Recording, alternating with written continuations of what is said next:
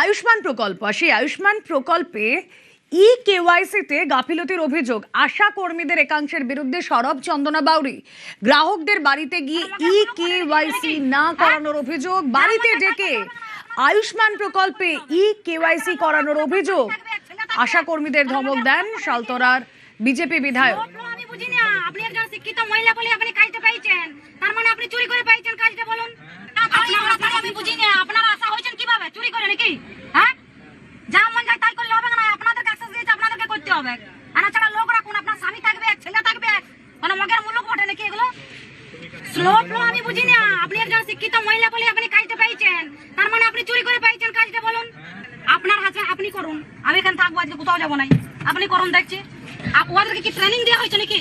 হ্যাঁ, সবখানে জলঘোলা নাকি? সাধারণ মানুষকে একদম হ্যারাসমেন্ট করা হচ্ছে। ধানরুয়া মানরুয়া বাদ দিয়ে ঘর ভিতরকে ডাকছে, সব চুরি করে চাকরি পাইছে। খরগোশটিকে অ্যাক্সেস দিয়েছে, আপনার ছেলেকে, মেয়েকে, জামাইকে, নাতিকে, পুতিকে সবাইকে অ্যাক্সেস দিয়ে দিয়েছে। এটা একটা সরকারি কাজ, ভালো করে করুন আর দায়িত্ব নিয়ে করুন। তাহলে এতগুলো লোক ধানরুয়া বন্ধ করে আসি এখানে। বাড়িতে ডেকে স্বামীদের দিয়ে গ্রাহকদের কেওয়াইসি করিয়ে নেওয়ার অভিযোগ। সরকারি কাজ সঠিকভাবে করা হোক দাবি বিজেপি বিধায়কের।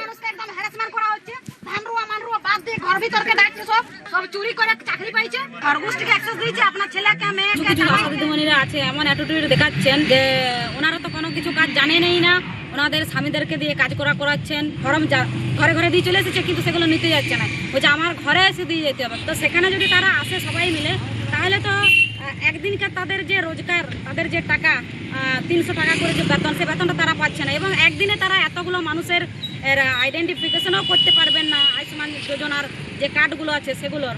তো একদিনে তো সবাইকে ডেকে নেওয়ার কথা না। তো এরকম করলে পরে সাধারণ মানুষ তো ক্ষিপ্ত হচ্ছে। তাই যারা সরকারি কর্মচারী, যারা সরকারের জন্য কাজ করছেন, তারা সঠিকভাবে কাজটা করুন। আর এদিকে ট্রেনিং ছাড়াই আয়ুষ্মান প্রকল্পের কাজ করানো হচ্ছে বলে দাবি আশা কর্মীদের। ক্যাম্প তো শুরু হয়েছিল 1 তারিখে। লোকজনকে আমার এলাকা ডেকেছিলাম আমাদের ম্যাডামের নির্দেশে। বাড়ির লোককে দিয়ে করাইনি, আমাদেরকে তো সাপোর্ট চাই। আমরা কম পাচ্ছি, আমাদের হাত সেরকম চলছে না, কারণ আমাদের কোনো ট্রেনিং নাই। তো আমাদের যদি আয়ুষ্মান ভারতের উপর আমাদের কোনো ট্রেনিং হয় না, যেটা ট্রেনিং এর কেন না চালু করে আমাদেরকে এইভাবে ফেলে নামাইলো। বিধায়িকা বলছে যে তোমরা কি চুরি করে চাকরি পেয়েছো? বিধায়কের জন্য কেন স্যার আমার সাথে এরকম করলে? আমি তো বিধায়কের সাথে আমি কোনো ইয়া করিনি। আমাদের একটা সুরাহা হোক, আমরা যে এইভাবে কাজ করব, এইভাবে আমরা চোর বদনাম নেই। যদিও নিজের অবস্থানেই অনড় শালতরার বিজেপি বিধায়ক চন্দনা বাউরি।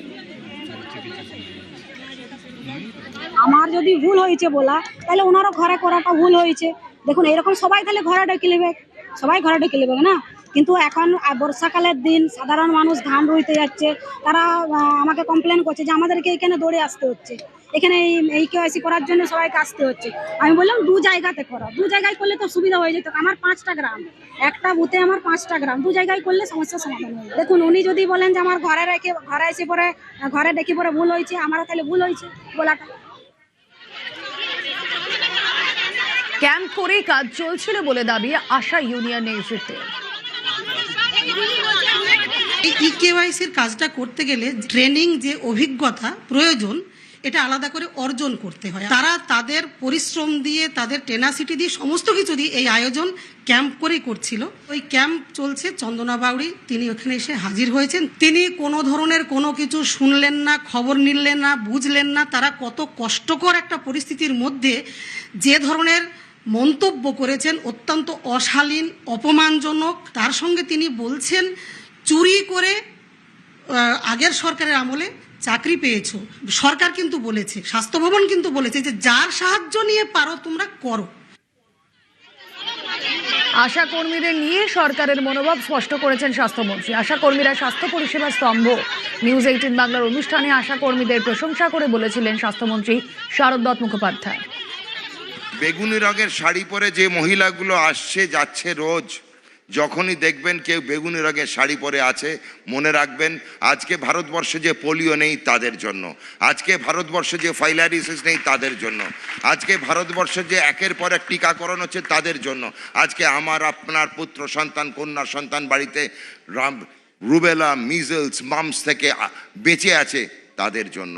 সেলাম দিই, কুর্নিশ দেই, ধন্যবাদ দিই, প্রণাম করি আশা কর্মচারীদের। আশা যে অ্যাক্টিভিস্টরা রয়েছেন তাদের আমাদের সঙ্গে। আশা শব্দটার মানে কিন্তু অর্ধেক লোকে জানে না। অ্যাক্রেডিটেড সোশ্যাল হেলথ অ্যাক্টিভিস্ট, তার নামকরণ হচ্ছে আশা। মনে রাখবেন, কেউ কোনো আশা কর্মীকে যখন দেখবেন প্রথম তাকে জায়গা ছেড়ে দেবেন যদি সে প্রচণ্ড পরিশ্রম করে। এদের যে পরিশ্রম, তার শ্রমের মূল্য আমরা দিতে পারবো না। মাননীয় মুখ্যমন্ত্রী শ্রী শুভেন্দু অধিকারী এমনই একজন অনন্য মুখ্যমন্ত্রী যিনি এক ধাপে আশা যে আমাদের কার্যকর্তারা রয়েছে, কর্মচারীরা রয়েছে, তাদের এক ধাপে কিন্তু ডাবল করেছেন। 5,000 টাকা তাদের মাইনে বাড়িয়েছেন। সেটা কিন্তু কিচ্ছু না, যৎসামান্য।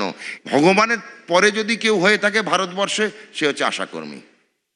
এদের যে অবদান আছে জনস্বাস্থ্য, পাবলিক হেলথে, এই টাকা দিয়ে বিচার করা যায় না।